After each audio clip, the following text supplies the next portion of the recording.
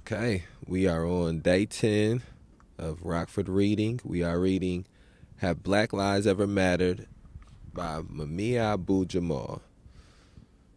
Okay. The Last Days of President Obama, February 13th, 2014. One day soon, the administration of President Barack Hussein Obama will come to an end and enter the realm of U.S. history. 8 years will have passed, true, but it will pass with a swiftness that is difficult to articulate. Barack Obama, son of a Kenyan goat herder and unsuccessful civil servant, will yield his place to another. And while history will have certainly been made, the stuff of books, museums, and presidential trivia, another kind of history, a quieter kind, will also have been made. Written more in song than on paper, the history of Black Americans, those whose lives do not seem to matter, will record not the best of times, but far too often, the worst of times. Unemployment, dropout rates, foreclosures, mass incarceration levels will show significant gains and, paradoxically, the deteriorating state of the national Black community. 8 years will have passed, and by every measure, Black life will become more precarious, more challenging, more raucous, and more brutal. Some will say that the concerns of Black America shouldn't be his, for he is president of all America. But before all others, Black Americans have been his most loyal constituency. Of all constituencies, why should those who are the most supportive get the least of everything else? What kind of political representation is that? Moreover, what other constituency would tolerate such treatment? Africans in America have had a long and tortured history of loyalty to institutions that do not reciprocate their support. Colonial governments, political parties, the army, state governments, and yes, presidents. Yes, even the Black one. Symbols are powerful things, but when they are empty of substance, they become hollow, like now. You think that perhaps Black lives might begin to matter more under the leadership of a Black president. But have they?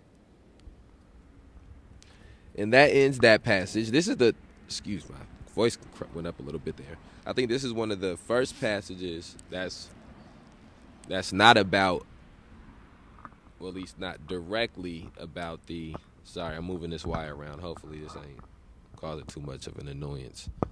Okay. But this is one of the first passages that is not directly about the macro aggressions of either police terrorism, mass incarceration, and racial injustice. And I think reading that passage makes me think of the saying that I reiterate all the time. It is the saying from H. Rap Brown. The saying is, the system, and I don't know that this is his specific saying, but this is the person I've heard it from. But it is that the individual does not manipulate the system manipulates the individual. And how he described that and how I have interpreted that is to mean that even if you got rid of every white police officer that exists in the city of Rockford and you replace them with Black police officers, as long as the system of policing remains the same, as long as the institution of policing remains the same, and the ideology that is behind policing remains the same, you will continue to see the same issues manifesting in areas where police are at. And so even though Black people will now all be the ones in the blue uniforms, those police districts in Rockford, Illinois specifically will still be in predominantly Black neighborhoods. They will still have quotas. Their policy will still put them in positions where they are more likely to be discriminatory against people of color and people in low-income and working-class communities. And that same thing can be extrapolated out to any political office. And so even though the president of America was a Black man, because the system of America is still ran on white supremacy, the Black man in office did not alter the living conditions of Black people drastically in a positive manner, because the institution that he is the president of is still ran and operated off of white supremacy. We've seen it was underneath the Obama administration that the movement for Black lives, that the struggle for Black lives that's taken place in the 21st century emerged in the manner that it has. Ferguson, Trayvon Martin, all of these, the majority of what we have been reading in these passages and Have Black Lives Matter by Mumia Abu-Jamal, these are macroaggressions of police violence and police terrorism and mass incarceration and racial injustice, which manifested while a black man was the president. And so I think that one of the things we have to understand when we are trying to combat these issues is that it will not simply be enough to have a black man be president, or now what is happening is a black woman being the vice president, to save or to help black people, to liberate black people. And far too often, almost every time, these people who have been put into these positions of authority, these positions of power with black faces, are only figureheads and are only symbolic. And so those are the first thoughts that I had while reading through that passage. Snapshot of Black America, February 16th, 2014. The trial of a middle-aged man for shooting and killing a 17-year-old black boy after hot words over so-called, quote, thug music, end quote, that resulted in a hung jury instead of a murder conviction shows us that all is not well in America. The lives of black males seem to matter least in the United States. This has been the case historically and remains true today. This fact has such staying power because to white America, and far too often to black America as well, black lives just don't matter much. Some will undoubtedly dispute this, but what might have happened if it were an older black man getting into a scuffle with white teenagers about their loud music? Imagine a black man getting annoyed at heavy metal cranking out of a car full of white teens. Imagine the white kids telling off the black guy when he attempts to have them lower the volume on their music. And when things escalate, the man unloads into the vehicle, killing one of those white teenagers. Can anyone doubt that the black shooter is going to get a one-way ticket to Florida's death row? This thought experiment offers a sad commentary on the law, on the courts, and on society at large. It is also a dim reflection on how black men are still perceived in America. White people fear black men. It may be deep and irrational, but that doesn't make it any less real. In fact, it makes it more so. A century ago, during the teens of the 20th century,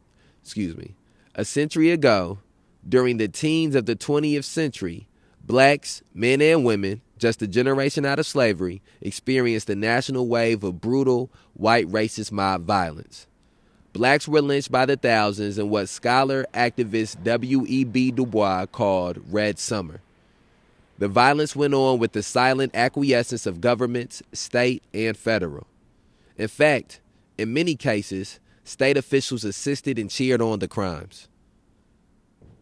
One of the triggers of the violence? Whites' anxiety that black men, newly freed, would seek white women as sexual partners. That psychology of fear continues today, now shielded by the illusions of politics, law, and entertainment. A black teenager mouths off to a middle-aged white guy, and the man doesn't see a boy, a teenager, he sees a black, and fear and rage floods his neurons. That's a snapshot of Black America 2014. It ain't pretty, but it is what it is. And then that brings us to the end of that passage. I believe that this is the story of Jordan Davis that is being spoken about here in the passage that Mumia Abu-Jamal is reading. There's a great documentary entitled 9 Shots about the murder of Jordan Davis in Florida. And again, this was a story that I found out and learned more about after the murder of Trayvon Martin, and it is one of those, as we were talking about before on the previous episode, that there are waves of these of outcry, of national outcry or national attention with these stories and with these issues. And usually with those waves, there's one unique case or one unique incident of police terrorism, mass incarceration, racial injustice, one unique macroaggression that takes place, and the attention that unique event gets usually is strong enough to give a platform to other events of similar nature that have taken place. And so Jordan Davis is an event that I learned about because of Trayvon Martin. And it was an event that was spoken about and tied to a lot to Trayvon Martin because they both took place in Florida. They both were young black boys, black teenagers who were murdered by vigilantes, by racist vigilantes. And so those are some of the first thoughts that I have as we read through the snapshot of Black America. And I think, again, one of the things that I want to point out in this passage is how the institutions of these white supremacist institutions, these white nationalist institutions, which perpetrate these thoughts and these ideologies into the society, how once they do these things, once they perpetrate this long enough, eventually individuals pick up their cues from these institutions, and the individuals will enact the same type of violence that they have seen these institutions enact. And what happens is, especially in a place like Florida, especially in some of these states where vigilantism and policing have been intertwined with each other historically, especially in aspects of race, what happens is the institution of policing gives cover to it. What happens is the judicial system gives cover to these individuals who have enacted these things because they're enacting them under the same type of ideology that these institutions believe in. So all right, so that's the end of that passage. And then let's see where we at. The next passage that we have here is entitled Trayvon's America. This is, Trayvon's America, March 24th, 2014. A youngster goes out for a snack, simply something to munch on, and a sweet drink to wash it down with. A man nearby sees him and, quote, suspicion, end quote, arises. In a matter of moments, the unarmed teenager is dead, and the shooter calmly claims self-defense. The cops come, summoned by a passerby who witnessed the deadly encounter. They chat with the shooter, perhaps exchange information in the way usually done at a traffic accident, put in a call to the coroner, and leave. Imagine the dialogue, quote, hey, guys, it's self-defense, end quote. Quote, yeah, looks like self-defense to me, end quote. Yeah, looks like a good shot. Quote, yep, the kid punched me, end quote. Quote, hey, no biggie, self-defense, good shot, you have a good night, end quote. No arrest, no real investigation. Case closed for weeks. Now imagine the same events, but with a slight change of place. The shooter is an older, bigger black man. The teenager is a white rap fan who wears a hoodie.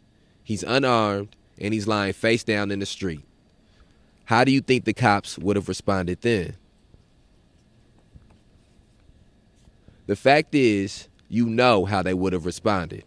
And it wouldn't have taken weeks, it would have taken minutes. Who can doubt this?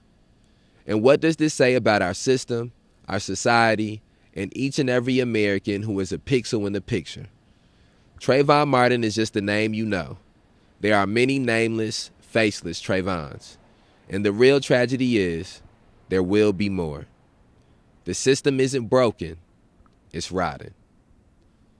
And so, again, this is Mami Abu-Jamal hearkening to the case of Trayvon Martin and asking us to, which he has done multiple times in some of these passages, to imagine the roles being reversed on the race, on the nationality of the people involved in these macroaggressions, involved in these events. And one of the things that I do think is, and this also makes me think of an experiment that somebody said that they would do. And I can't remember who it was specifically, but they would give speeches, and they would ask everybody to close their eyes and would ask them to imagine that they were black. It would be a crowd of white people. Ask them to imagine that they were black, and then ask them if they would want to live their lives being black, if they would want to omit whatever race that they were, nationality that they were, and then be black. And what he would find is that nobody would agree that that was something that they wanted to do. And I think that says something about the realities of being black in this society. And that's something that, again, Mami Abu-Jamal is keeping at the centerpiece as he's talking about police terrorism and mass incarceration. And I think that is something that has to be at the centerpiece of these conversations about police terrorism and mass incarceration. And I think that once you begin to become adequately informed about these specific issues, police terrorism and mass incarceration, it informs you about racial injustice, and it informs you about the system of racism that exists in our society, and it makes it so that you become more conscious of how all these different aspects of our society are hinged upon this white supremacy, or hinged upon this racism. And so that again, and one of the things that I think is also important is seeing how much of an importance, or how much of a cornerstone Trayvon Martin, in the case of Trayvon Martin, is in the current struggle that we're in for Black lives. And so I think that we have to understand that since Trayvon Martin has taken place, there has been the two most known, or the two biggest national stories since then were Michael Brown's murder and then the murder of George Floyd.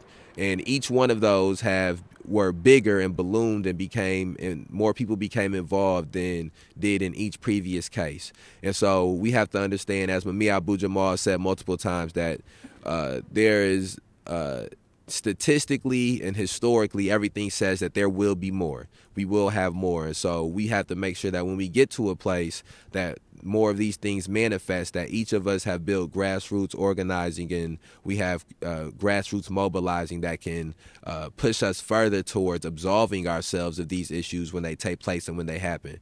Knowing that when Trayvon Martin was murdered, it elevated the stories and the events that happened around Jordan Davis and other people who were murdered unjustly around that time. That when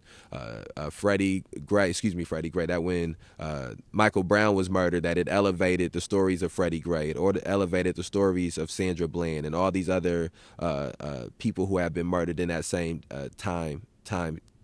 area of time, and in that same in those same moments. And the same thing happened when George Floyd was murdered. It was an elevation of the stories of Ahmaud Arbery, the elevation of the stories of Sandra Bland. It led to when Jacob Blake was shot later on, months later, that the platform and the consciousness was already heightened, so that more people were aware of Jacob Blake's murder. And so we have to continue to do the type of organizing that is necessary for when another one of these waves of wokeness, I suppose, arises, that we can be able to gain things from it and move the movement forward, son.